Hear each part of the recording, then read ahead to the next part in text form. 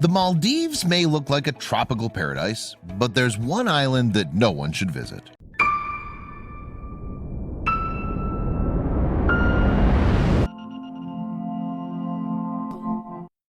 But before we start, please make sure to subscribe and hit the bell so you never miss an upload from us. Also, leave a like right now.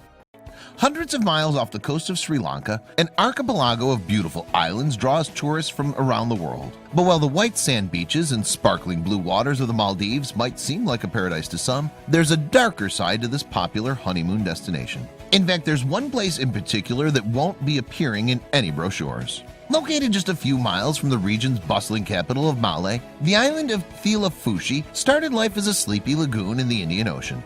But like its idyllic neighbors, it's been transformed beyond all recognition as more and more visitors have flocked to the Maldives. And now Fushi has become something else entirely, a terrifying reminder of where progress can ultimately lead. Yes, while the high-rises of Malé and the five-star resorts of its surrounding islands still attract tourists in droves, the shores of Fushi will not be welcoming sunseekers anytime soon. Instead, a vast ecological time bomb festers on the island, slowly seeping its poison into the surrounding ocean. But how did such a beautiful place take such a dark and brutal turn? An archipelago of some 1,200 islands scattered across 115 square miles in the Indian Ocean, the Maldives are located around 610 miles from the southwest coast of Sri Lanka. Historically, these beautiful atolls have been inhabited by fishermen along with their families, and here the people sustain themselves on the abundant supply of marine life. However, all that changed in the 1970s, you see. While the United Nations had dismissed the possibility of developing the Maldives as a holiday destination during the previous decade, the first resort opened doors to visitors in 1972, and before long, tourism had become the backbone of the island's economy. Today, there are more than 130 dedicated resorts scattered across the Maldives' 200 inhabited islands.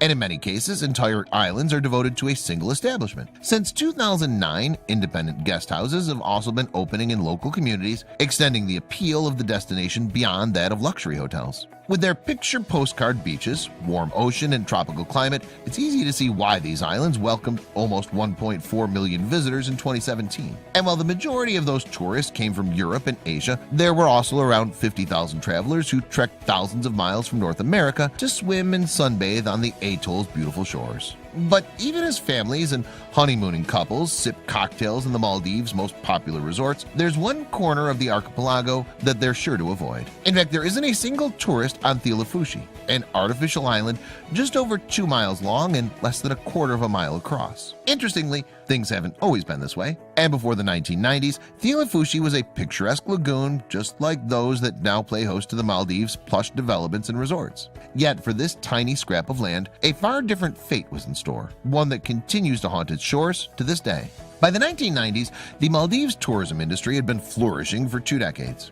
And with the new influx of visitors came a steady flow of trash, something that the locals struggled to deal with. And as Malé developed into one of the world's most overcrowded cities, the problem of what to do with the island's waste began to grow. Then a bizarre solution was proposed. Apparently, the problem of the Maldives' waste could be solved by transforming Fushi into a massive landfill site. And in December 1991, the idea was approved, with the first boatload of garbage arriving from the capital the following month. Initially, waste disposal on Fushi was a relatively simple operation. Using a landing craft, a wheel loader, 2 excavators, and a few trucks, workers began the task of processing the trash that arrived on the island. Soon they'd created deep pits with a capacity of some 37,500 cubic feet. At first, trash from Malé made its way straight into the pits without any sorting or segregation. Then when these dumping grounds were full, they were simply topped with the debris from local construction and leveled off using sand. And because of this process, Fushi itself began to grow. Then,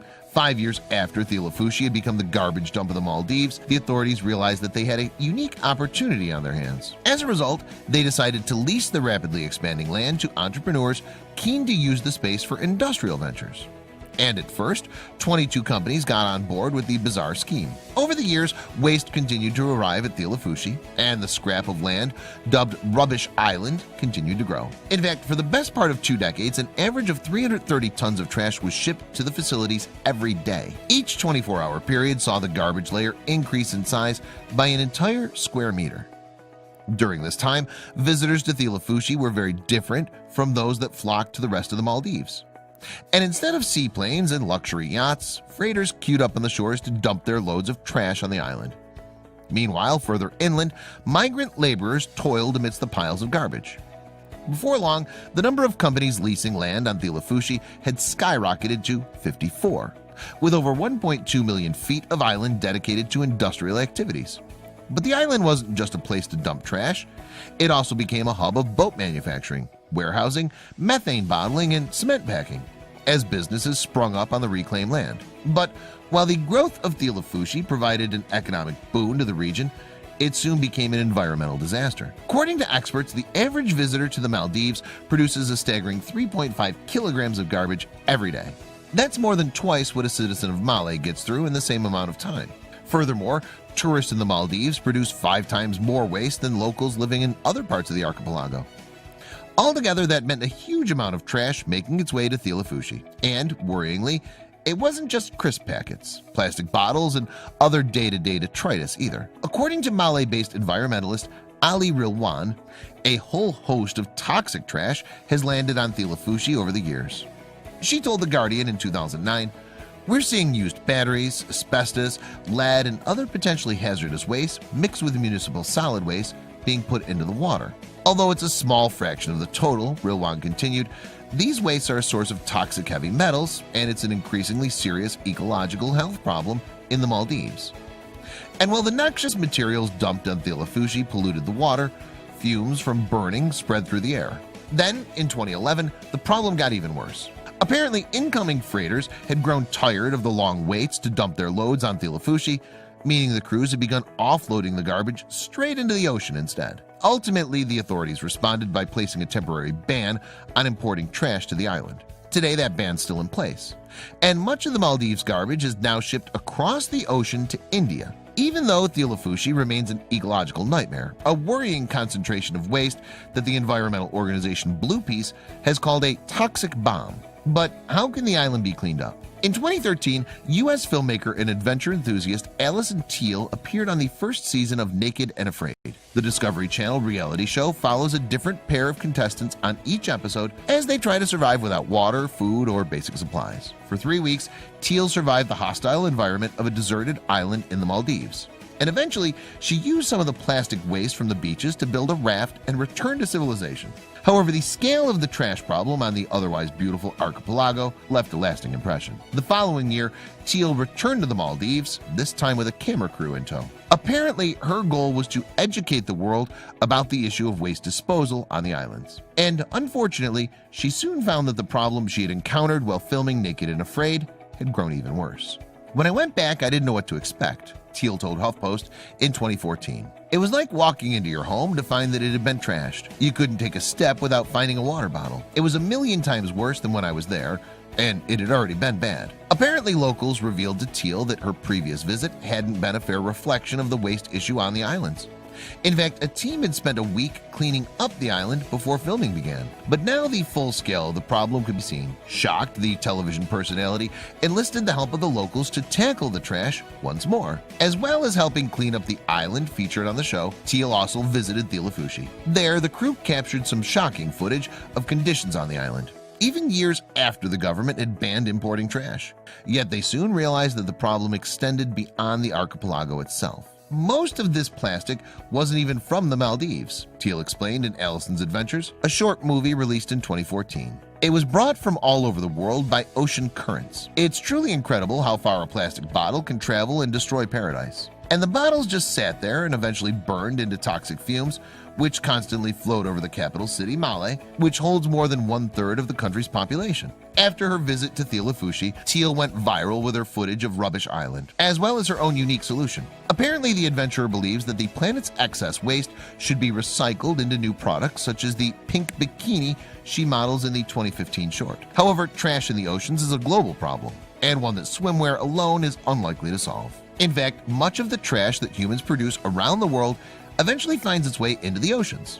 But while all pollution is worrying, there is one trend that's proved a particular cause of concern. Apparently, more than 8 billion metric tons of plastic has been produced throughout history, with over 6 billion of that having ended up waste. Even worse, only a tiny percentage of that plastic has ever been recycled. That leaves a staggering 79% to make its way to landfills and eventually the sea. And if we continue to produce the material at the same rate, experts predict that landfills will hold 12 billion metric tons of plastic in 3 decades' time. Even now, it's estimated that some 18 billion pounds of plastic waste finds its way into the world's oceans every year. And along with the ubiquitous plastic bottle, items such as plastic straws and cigarette butts are among the worst culprits. But this floating trash doesn't just look bad, it's also wreaking havoc with marine life. In fact, marine waste, of which some 80% is plastic, is affecting the lives of around 800 animal species around the world, according to the United Nations.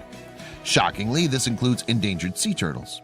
In fact, some 50% of the creatures worldwide have ingested the deadly material at some point during their lives. Moreover, plastic waste is also responsible for the deaths of around 1 million seabirds every year. And as well as the dangers associated with ingesting the material, thousands of animals also die from becoming entangled in floating trash. Unfortunately, though, many of these items take hundreds of years to biodegrade, meaning the problem isn't going to go away anytime soon. So how can we solve the issue of deadly waste in our oceans? Teal told HuffPost, "The main thing to do would be to stop manufacturing water bottles, but that's not going to happen." That said, some countries have been taking steps in the right direction. In fact, many countries have imposed an outright ban on plastic bags, with other problematic items such as straws likely to follow.